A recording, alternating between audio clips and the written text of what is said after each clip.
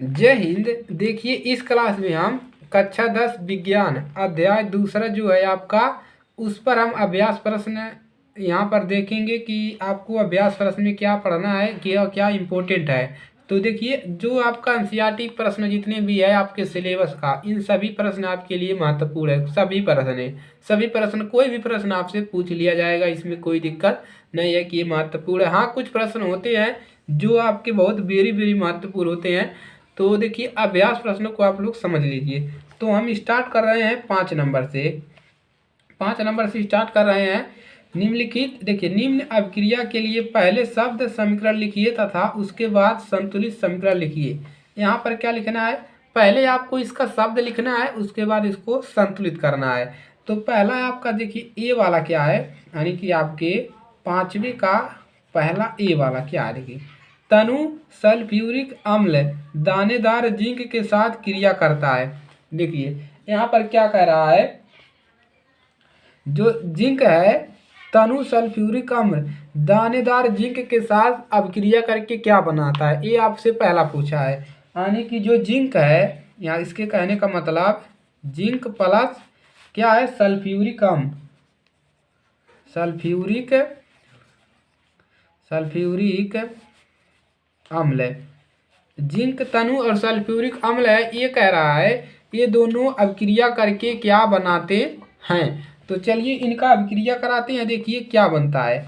तो देखिए जब जिंक और सल्फ्यूरिक अम्ल की अभिक्रिया होती है तो जिंक सल्फेट बनता है। क्या बनता है, zinc sulphate, zinc sulphate plus hydrogen बनता है। और देखिए उसके बाद कहा है, उसके बाद संतुलित समीकरण लिखिए। इसका हमको समीकरण भी लिखना है। तो चलिए हिंदी भी लिखना है और रिएक्शन कराना है और समीकरण भी लिखना है। तो इसको लिखिए, जिंक का प्रतीक क्या होता है, Zn प्लस सल्फ्यूरिक अम्ल का H2SO4 होता है, H2SO4। इसका अभिक्रिया कराएंगे जिंक सल्फेट, यानी कि Zn और सल्फेट क्या होता है, SO4, और प्लस हाइड्रोजन क्या होता है, H2। हाइड्रोजन जो होता है वो गैस होता है। तो पहला वाला क्लियर हो गया। चलिए अब करेंगे बी वाला। बी वाला, तनु हाइड्रोक्लोरिक अम्ल मैग्नीशियम पट्टी, मैग्नीशियम मैग्नीशियम पट्टी के साथ अभिक्रिया करता है। चलिए इसको कराते हैं हाइड्रोक्लोरिक अम्ल। तो चलिए बी वाला, बी वाला देखिए क्या है आपका, मैग्नीशियम है,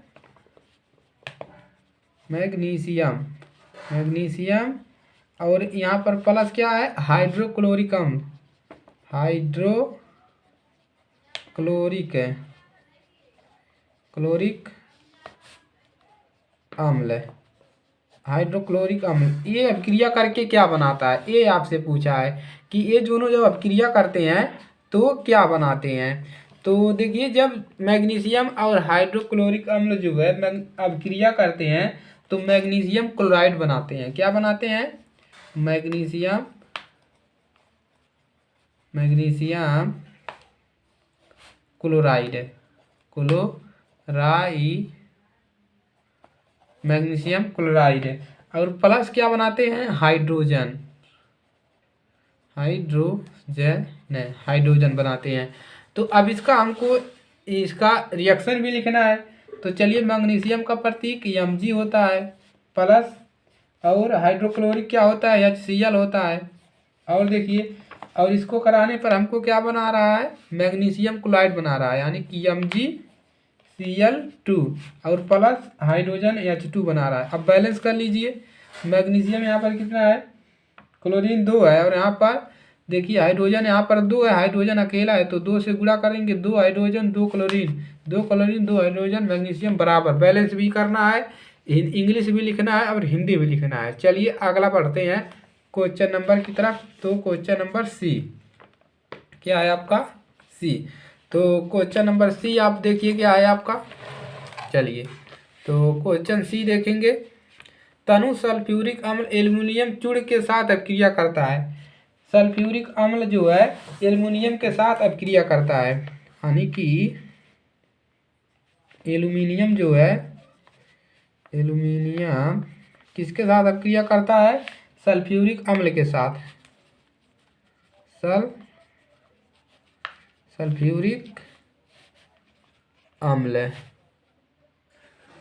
सल्फ्यूरिक अम्ल के साथ अभिक्रिया करता है। तो रिएक्शन में क्या बनेगा जब अम्ल के साथ अभिक्रिया कर रहा है, चलिए देखते हैं। तो एल्युमिनियम सल्फेट बनेगा, क्या बनेगा, एल्युमिनियम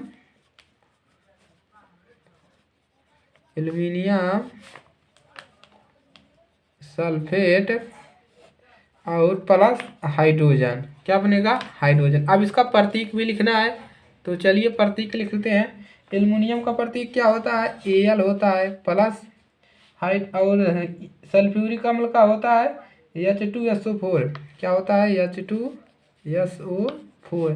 क्रिया करके क्या बना रहा है, एल्युमिनियम सल्फेट Al2 बना रहा है और सल्फेट SO4 का होल ट्वाइस और प्लस H2 बना रहा है, जल नहीं गैस बनाएगा। बैलेंस कर लीजिए, देखिए यहाँ पर 2 हाइड्रोजन है, यहाँ पर अकेला है, तो यहाँ पर 2 से गुणा करेंगे तो हाइड्रोजन कितना हो गया, 4 हो गया। यहाँ पर 2 ही है, अब यहाँ पर 2 कर देंगे, कितना हो जाएगा, 2 एल्युमिनियम हाइड्रोजन 2 और यहाँ पर 3 कर देंगे, 3 दूना 6, कितना हो जाएगा। तो ये अब बैलेंस हो गया। अब चलिए अब क्या करेंगे, क्वेश्चन नंबर डी। चलिए क्वेश्चन नंबर डी, तो यहाँ पर क्या है, तनु हाइड्रोक्लोरिक अम्ल लौह के रेतन के साथ अभिक्रिया करता है, लौह के साथ करता है, कौन, हाइड्रोक्लोरिक अम्ल जो है लोहे के साथ अभिक्रिया करता है, तो क्या बनता है, चलिए लोहे के साथ अभिक्रिया करवाते हैं इसका।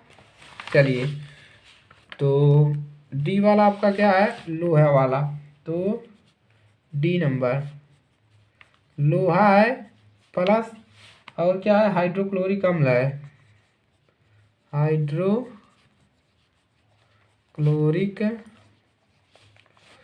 अम्ल लिख लीजिएगा आप लोग। ये अभिक्रिया करके बनाते हैं फेरस क्लोराइड, क्या बनाते हैं, फेरस क्लोराइड, फेरस क्लोराइड बनाते हैं और प्लस हाइड्रोजन बनाते हैं, क्या, हाइड्रोजन भी। पर चलिए इसका रिएक्शन लिखते हैं। अब इसका रिएक्शन करा दीजिए। तो लोहा का प्रतीक क्या होता है, Fe और प्लस और क्या है, हाइड्रोक्लोरिक अम्ल HCl, ये होता है हाइड्रोक्लोरिक अम्ल। इसको अभिक्रिया करा के क्या बन रहा है, ferrous Fe, ferrous chloride Cl2 और क्या बन रहा है, H2 गैस बन रहा है। बैलेंस करिए, यहाँ पर 2 हाइड्रोजन है और यहाँ पर अकेला है, 2 से गुणा, 2 हाइड्रोजन 2 क्लोरीन हो गया, 2 क्लोरीन बराबर। चलिए तो ये आपका 5 वाला क्वेश्चन हल हो गया। 6 वाला क्वेश्चन देखिए, एल्कोहल एवं ग्लूकोज जैसे यौगिक में भी हाइड्रोजन होते हैं, लेकिन इनका वर्गीकरण अम्ल की तरह क्या होता है, नहीं होता। इस क्रियाकलाप द्वारा इसे साबित कीजिए। तो आपको इसमें आपको प्रश्न लिखना है, कोई दिक्कत नहीं होगा, इसका उत्तर लिख लीजिएगा। चलिए अगला देखते हैं, आश्रित जल विद्युत का चालन क्यों नहीं होता है जबकि वर्षा का जल होता है, इसको भी देख लीजिएगा। जल की अनुपस्थिति में अम्ल का व्यवहार अम्लीय क्यों होता है, जल की उपस्थिति में। और 5वां है, 5 बिलियन दिए हैं, इसमें से बताना है। तो यही वाला आपका इम्पोर्टेंट है इसमें, इस आपकी प्रश्नावली में, तो इसको तैयार कर लीजिए प्रश्न नंबर 6 को। तो चलिए आज के लिए सिर्फ इतना ही, और ये आपका अभ्यास प्रश्न खत्म हुआ और आपका दूसरा चैप्टर भी समाप्त हुआ। इसी के साथ मिलेंगे नेक्स्ट क्लास में। जितने भी नए स्टूडेंट हैं वो चैनल को सब्सक्राइब कर ले और अपने दोस्तों के पास शेयर कर दें, ताकि हर एक बच्चे की मदद हो सके। और आपको NCERT क्वेश्चन केवल पढ़िए और दूसरा क्वेश्चन मत नहीं पढ़िए। चलिए मिलेंगे अगली क्लास में।